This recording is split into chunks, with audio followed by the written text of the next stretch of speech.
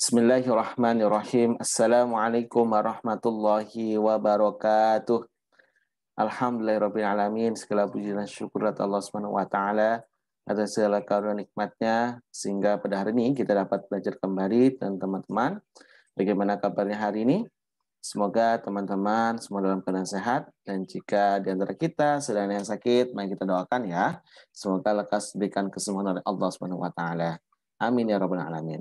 Hari ini kita akan belajar matematika tentang perkenalan segi banyak. Sebelum kita mulai atau melanjutkan lagi, mari kita berdoa terlebih dahulu. Angkat kedua tangannya, kita berdoa kepada Allah. A'udzu billahi minasyaitonir rajim. Bismillahirrahmanirrahim. Raditu billahi rabba wa bil islami dina wa bi Muhammadin nabiyya wa rasula. Rabbi zidni ilma warzuqni fahma. Amin ya rabbal alamin. Alhamdulillah. Baik, perkenalan segi banyak.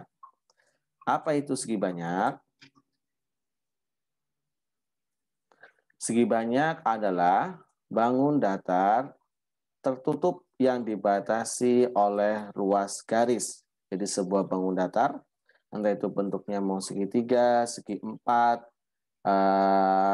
segi lima, ataupun bentuk yang lainnya, tapi tertutup oleh ruas garis, dan garisnya harus garis lurus. Dan selanjutnya, banyak sisi pada segi banyak sama dengan banyaknya sudut. Nah, ini yang digarisbawahi sangat penting.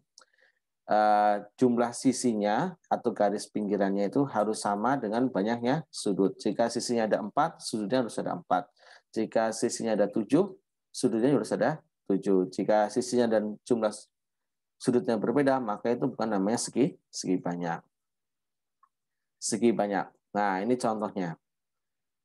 Nah, kita dapat bisa menganalisa teman-teman pada gambar pertama. Ya. Pada di gambar pertama ini kita bisa melihat, nah ini segi 4 atau persegi panjang ya. Jumlah sisinya ada berapa?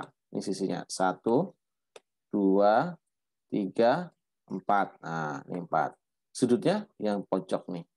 Nah, 1, 2, 3, 4. Nah, sama-sama ada 4 sisi dan 4 sudut. Maka ini disebut sebagai namanya segi banyak. Yang lainnya, boleh misalkan yang mana yang ini ya. Sisinya ada 1, 2, 3, 4, 5, 6. Nah, 6. Sudutnya ada 1, 2, 3, 4, 5, 6. Nah, jumlah sisi dan sudutnya sama-sama banyak teman-teman. Maka ini adalah namanya segi banyak. Nah, dan dia tertutup, tidak ada yang terbuka. Contohnya yang terbuka gimana? Misalkan kayak gini. Nah, di sini nggak ada tutupnya nih, terbuka. Nah, maka itu bukan sebenarnya segi banyak. Nah, selanjutnya. Nah, ini berikutnya ada namanya bukan segi banyak. Apa itu bukan segi banyak? Bukan segi banyak berarti kebalikannya dari segi banyak, teman-teman. Yaitu banyaknya sisi pada segi banyak tidak sama dengan banyaknya sudut. Nah, kalau segi banyak, banyak sisi sama pada segi banyak sama dengan banyak sudutnya.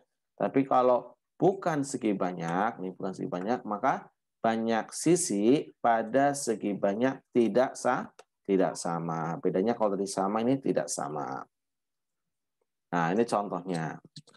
Ini selain tidak sama, kalau bukan segi banyak, sisinya itu dia biasanya ada yang melengkung. Nah, contohnya nih, ini sisinya tidak lurus ya, bentuknya melengkung. Nah, maka ini bukan segi banyak. Nah, ini bukan segi banyak, ini juga sama ya, ini bukan segi banyak. Namanya ya, ini bukan segi banyak, ini juga bukan segi banyak ya, ini terus ini. Nah, ini juga. Nah, di sini lihat sudutnya kan cuma yang satu aja. Nah, ya, ini selain ini tidak ada yang melengkung, Pak Yazid. Kok kenapa disebut sebagai bukan segi banyak? Karena ini tidak tertutup. Nah, ini terbuka nih. Nah, tapi kalau sini kata tertutupnya nih, nah ini baru namanya segi banyak. Tapi karena ini terbuka, tidak ada, maka ini namanya bukan segi banyak. Ini juga sama, bukan segi banyak. Itu ya teman-teman, yang namanya bukan segi banyak. Nah, selanjutnya dalam segi banyak itu ada jenis-jenisnya teman-teman. Ada 2 jenis segi banyak. Pertama, segi banyak beraturan. Kedua, segi banyak tidak beraturan. Nah, apa itu segi banyak beraturan? Segi banyak beraturan ialah segi banyak yang semua sisinya sama panjang dan semua sudutnya sama besar. Nah, jadi kalau segi banyak kita patokannya pada sisi dan sudut ya teman-teman ya.